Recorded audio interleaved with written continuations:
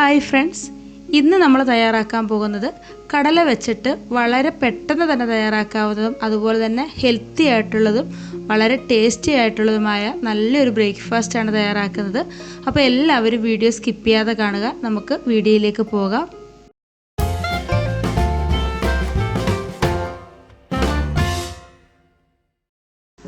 അപ്പോൾ ഇതിനു വേണ്ടി ഞാൻ കുറച്ച് കടല എടുത്തിട്ടുണ്ട്. ഇത് തലേദിവസം രാത്രിയിൽ നന്നായിട്ട് കുതിർത്തെടുത്തിട്ടുള്ള കടലയാണ്.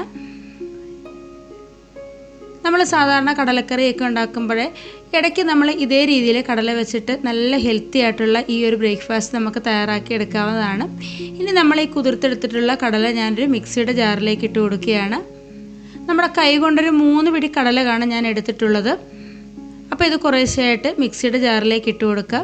കൂടെ തന്നെ ഒരു 4-5 ചുവന്നുള്ളിയും കൂടി ചേർത്ത് കൊടുക്കുന്നുണ്ട്. ചുവന്നുള്ളി ഞാനൊന്ന് രണ്ടായിട്ടൊന്ന് കട്ട് ചെയ്തെടുക്കുന്നുണ്ട്. ഇനി വേണ്ടത് ഒരു ഉരുളക്കിഴങ്ങാണ്. ഒരു ചെറിയ കഷ്ണം ഉരുളക്കിഴങ്ങാണ് എടുത്തിട്ടുള്ളത്. ഒരുപാട് വേണ്ട. ഒരു മീഡിയം സൈസ് ഉരുളക്കിഴങ്ങിൻ്റെ പകുതിയാണ് ഞാൻ എടുത്തിട്ടുള്ളത്. ആ ഒരു കണക്കിന് വേണം നമ്മൾ ചേർത്ത് കൊടുക്കാൻ. ഒരുപാട് ചേർക്കേണ്ട ആവശ്യമില്ല.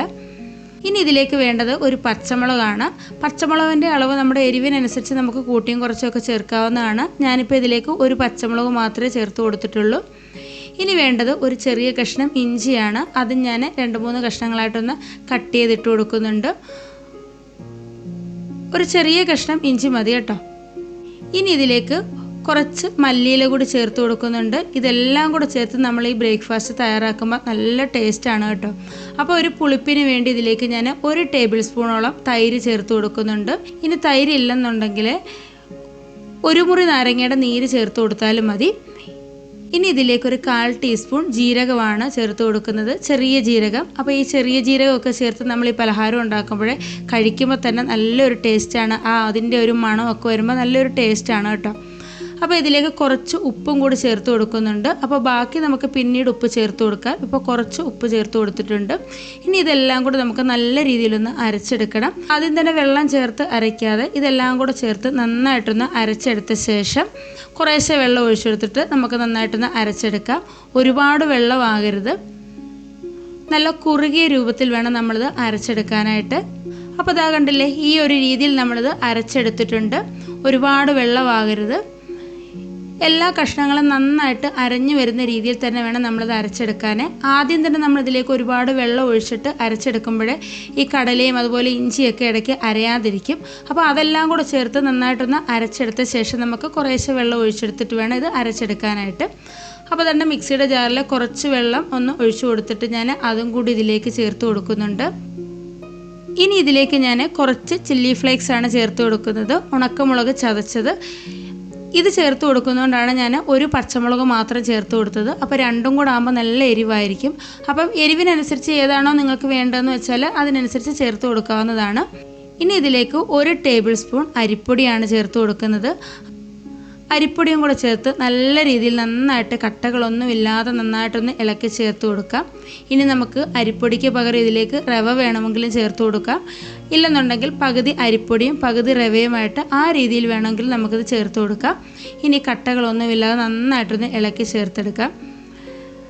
കടലയിൽ ധാരാളം പ്രോട്ടീൻ ഉള്ളതുകൊണ്ട് ഇത് കുട്ടികൾക്കായാലും മുതിർന്നവർക്കായാലും കഴിക്കാൻ വളരെ നല്ലതാണ്. അതേപോലെ തന്നെ ഇതിനകത്ത് ഒരുപാട് ഫൈബറൊക്കെ അടങ്ങിയിട്ടുണ്ട്. വെയിറ്റ് ലോസ് ചെയ്യുന്നതിനും ഒക്കെ വളരെ നല്ലതാണ് കടല. അപ്പോൾ അതുകൊണ്ട് അരിപ്പൊടി ചേർത്ത് കൊടുത്ത ശേഷം നല്ല രീതിയിൽ കട്ടകളൊന്നുമില്ലാതെ ഒന്ന് ഇളക്കി ചേർത്ത് നന്നായിട്ട് എടുത്തിട്ടുണ്ട്. ഇനി നമുക്കതൊരു 5 മിനിറ്റ് ഒന്ന് റെസ്റ്റ് ചെയ്യാൻ വെക്കാം. കാരണം നമ്മൾ ചേർത്ത അരിപ്പൊടിയൊക്കെ ഒന്ന് കുതിർന്ന് വന്ന് നമ്മുടെ ഈ മാവുമായിട്ട് നല്ല രീതിയിൽ വരാനായിട്ടാണ് നമ്മൾ അങ്ങനെ ചെയ്യുന്നത്. ഇപ്പോൾ ദാണ്ട് ഒരു 5 മിനിറ്റ് കഴിഞ്ഞിട്ടുണ്ട്. നമ്മൾ നേരത്തെ മിക്സ് ചെയ്ത് വെച്ചതിനെക്കാട്ടിൽ നമ്മുടെ മാവ് കുറച്ചുകൂടി ഒന്ന് തിക്കായിട്ട് വന്നിട്ടുണ്ട്. കണ്ടില്ലേ, ഈ ഒരു രീതിയിൽ വന്നിട്ടുണ്ട്. അപ്പോൾ നമ്മൾ അരിപ്പൊടി ആയാലും റവ ആയാലും ചേർത്ത് കഴിഞ്ഞാൽ ഒരു 5 മിനിറ്റ് നമ്മളിതൊന്ന് മാറ്റി വെക്കണം കേട്ടോ, റവയും അരിപ്പൊടിയൊക്കെ നന്നായിട്ടൊന്ന് കുതിർന്ന് വരാനായിട്ട്. അപ്പോൾ ദാണ്ട ഞാനിതിലേക്ക് 1 ടേബിൾ സ്പൂണോളം വെള്ളം കൂടി ചേർത്ത് കൊടുക്കുന്നുണ്ട്. അരിപ്പൊടിയൊക്കെ ചേർത്ത് കൊടുത്ത ശേഷം കുറച്ചുകൂടി തിക്കായിട്ട് വന്നതുകൊണ്ടാണ് നമ്മൾ കുറച്ച് വെള്ളം കൂടി ചേർത്ത് കൊടുക്കുന്നത്. എന്നാലും നമ്മളിത് ദോശമാവിൻ്റെ ആ ഒരു രീതിയിലൊന്നും ചെയ്തെടുക്കരുത്. ഈ ഒരു രീതിയിൽ വേണം നമ്മളിത് ചെയ്തെടുക്കാനായിട്ട്. ഇനി ഇതിലേക്ക് നമുക്ക് കുറച്ച് കടുക് താളിച്ചത് ചേർത്ത് കൊടുക്കാം. കുറച്ച് വെളിച്ചെണ്ണ ഒഴിച്ച ശേഷം അതിലേക്ക് കടുകും ചുവന്നുള്ളിയും കറിവേപ്പിലയും ഒക്കെ ഇട്ട് ഒന്ന് കടുക് താളിച്ചെടുത്തിട്ടുള്ളതാണ്. ഒരുപാട് എണ്ണയുടെ ആവശ്യമൊന്നുമില്ല, വളരെ കുറച്ച് വെളിച്ചെണ്ണ ഒഴിച്ചു കൊടുത്താൽ മതി. നമ്മൾ ഇതുപോലെ കടുക് താളിച്ചത് ചേർത്ത് കൊടുക്കുകയാണെങ്കിൽ ഈ പലഹാരത്തിന് നല്ലൊരു ടേസ്റ്റാണ് കേട്ടോ. ഒരു പ്രത്യേക ടേസ്റ്റാണ് നമ്മൾ ഇതേ രീതിയിൽ ചെയ്തെടുക്കുമ്പോഴേ. അപ്പോൾ ചൂടോടുകൂടി തന്നെയാണ് ഞാനിതിലേക്ക് ഇത് ചേർത്ത് കൊടുക്കുന്നത്. എന്നിട്ട് നന്നായിട്ടൊന്ന് ഇളക്കി ചേർത്ത് നന്നായിട്ടൊന്ന് മിക്സ് ചെയ്ത് കൊടുക്കാം. അപ്പോൾ ഇതിൻ്റെ ഇടയ്ക്ക് ഞാൻ ഇതിലേക്ക് 2 പിഞ്ച് കായപ്പൊടിയും കൂടെ ചേർത്ത് കൊടുത്തിട്ടുണ്ടായിരുന്നു. നല്ലൊരു ടേസ്റ്റാണ് കേട്ടോ. ഒരുപാടാവരുത്, 2 പിഞ്ച് മാത്രമേ ആകാവൂ. ഈ ഒരു കൺസിസ്റ്റൻസിയിലായിരിക്കണം നമ്മുടെ മാവ് ഇരിക്കേണ്ടത്, ഒരുപാട് ലൂസായി പോകരുത്. അപ്പോൾ ഇനി നമുക്കിത് ചെയ്തെടുക്കാം. ഇതാ ഇവിടെ നമ്മളൊരു പാൻ അടുപ്പത്ത് വെച്ചിട്ടുണ്ട്. പാൻ ഒരു മീഡിയം ലെവലിൽ ചൂടായിട്ടുണ്ട്. നോൺ സ്റ്റിക്കിൻ്റെ പാനാണ് ഞാൻ എടുത്തിട്ടുള്ളത്. അതുകൊണ്ട് തന്നെ ഞാൻ ഇതിലേക്ക് എണ്ണയൊന്നും തേച്ച് കൊടുക്കുന്നില്ല. കാരണം നമ്മൾ ഇതിലേക്ക് കടുകൊക്കെ താളിച്ച് കൊടുത്തുകൊണ്ട് തന്നെ പ്രത്യേകിച്ച് എണ്ണയുടെ ആവശ്യമൊന്നുമില്ല. നമ്മൾ മിക്സ് ചെയ്ത് വെച്ചേക്കുന്ന മാവ് കുറേശ്ശെ എടുത്തിട്ട് ദാണ്ട് ഇതുപോലൊന്ന് ഒഴിച്ചു കൊടുത്തിട്ട് പതുക്കെ ഒന്ന് നിരത്തിയെടുക്കുകയാണ് ചെയ്യുന്നത്. വളരെ ചെറുതായിട്ടാണ് ഇത് ചെയ്തെടുക്കുന്നത്. നമ്മുടെ ചെറിയ ദോശയൊക്കെ ഉണ്ടാക്കുന്നില്ലേ, ആ ഒരു വലുപ്പത്തിൽ നമുക്കിത് ചെയ്തെടുക്കാം. ഇത് നമ്മൾ തവയിലേക്ക് കോരി ഒഴിച്ചിട്ട് കുറച്ചൊന്ന് വെന്ത് വരുമ്പോൾ തന്നെ നല്ലൊരു മണമാണിതിന്. നമ്മൾ ആ കടുക് താളിച്ചതും അതേപോലെ തന്നെ ചുവന്നുള്ളിയും ഇഞ്ചിയും മല്ലിയിലയൊക്കെ ചേർത്ത് കൊടുത്തുകൊണ്ട് തന്നെ ഒരു പ്രത്യേക ടേസ്റ്റാണിതിന്. ഇത് നമുക്ക് ബ്രേക്ക്ഫാസ്റ്റായിട്ട് മാത്രമല്ല, ഇത് നമുക്ക് വൈകിട്ട് കുട്ടികൾക്ക് ഉണ്ടാക്കി കൊടുക്കാനും അതുപോലെ തന്നെ ഡിന്നറായിട്ടും ഒക്കെ കഴിക്കാവുന്നതാണ്. എന്നും നമ്മൾ കടലക്കറിയൊക്കെ വെക്കുന്ന സമയത്ത് കുറച്ച് കടല കൂടുതൽ ഇട്ട് കഴിഞ്ഞാൽ നമുക്ക് അത് കുതിർന്ന് വരുമ്പോൾ വളരെ പെട്ടെന്ന് തന്നെ നമുക്ക് തയ്യാറാക്കി എടുക്കാൻ പറ്റുന്ന നല്ല ഹെൽത്തി ആയിട്ടുള്ളൊരു നല്ലൊരു പലഹാരമാണിത്. ഒരുപാട് ഗുണങ്ങൾ അടങ്ങിയിട്ടുള്ള ഹെൽത്തി ആയിട്ടുള്ള ഒരു കാര്യമാണ് കടലയെന്ന് പറയുന്നത്. അപ്പോൾ അതാണ്ട് ഒരു വശം ഒന്ന് ചെറുതായിട്ടത് വെന്ത് വന്നപ്പോൾ തന്നെ ഞാനിതൊന്ന് തിരിച്ചിട്ട് കൊടുക്കുന്നുണ്ട്. ഇതാ കണ്ടില്ലേ, നല്ല രീതിയിൽ തന്നെ വെന്ത് നന്നായിട്ട് മുരിഞ്ഞ് വന്നിട്ടുണ്ട്. ഇനി മറു സൈഡും കൂടെ നല്ല രീതിയിൽ നമുക്ക് മീഡിയം ഫ്ലെയിമിലിട്ടിട്ട് ഒന്ന് കുക്ക് ചെയ്തെടുക്കാം. ഇനി ഈ സമയത്ത് നിങ്ങൾക്ക് ഇതിൻ്റെ മുകളിലേക്ക് എണ്ണയോ നെയ്യോ ഒക്കെ തേച്ച് കൊടുക്കണമെന്നുണ്ടെങ്കിൽ അങ്ങനെയും ചെയ്യാം കേട്ടോ. മറു സൈഡ് നന്നായിട്ട് മുരിഞ്ഞ് വന്നിട്ട് ഒരു ഗോൾഡൻ കളറിലൊക്കെ ആയി വന്നിട്ടുണ്ട്. അപ്പോൾ ഇതേപോലെ നമുക്ക് ബാക്കിയുള്ളതെല്ലാം ചെയ്തെടുക്കാം. വളരെ ഹെൽത്തി ആയിട്ടാണ് നമ്മളിത് തയ്യാറാക്കുന്നത്. കാരണം നമ്മളിതിലേക്ക് ബേക്കിംഗ് സോഡയോ ബേക്കിംഗ് പൗഡറോ ഈനോയോ അങ്ങനെയുള്ള ഒരു കാര്യവും നമ്മൾ ചേർത്ത് കൊടുക്കുന്നില്ല. അപ്പോൾ അതാണ്ട് ഒരെണ്ണം കൂടി ഞാനിവിടെ ചെയ്തെടുക്കുന്നുണ്ട്. എന്നും നമ്മൾ ദോശയും ഇഡലിയൊക്കെ ഉണ്ടാക്കുന്ന സമയത്ത് ഇടയ്ക്കൊക്കെ ഇതുപോലെ വെറൈറ്റി ആയിട്ടുള്ള പലഹാരം നമുക്ക് ഉണ്ടാക്കാവുന്നതാണ്.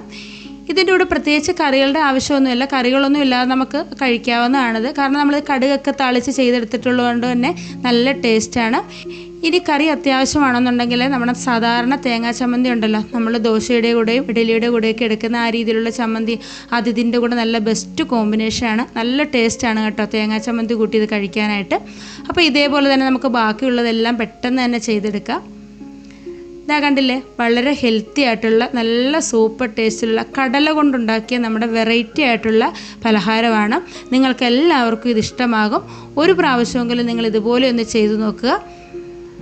അതേപോലെ തന്നെ നമ്മുടെ ചാനലിൽ ഒരുപാട് നല്ല നല്ല വീഡിയോസൊക്കെ അപ്ലോഡ് ചെയ്തിട്ടുണ്ട്. അതൊക്കെ കാണാത്തവരൊന്ന് കണ്ടു നോക്കുക.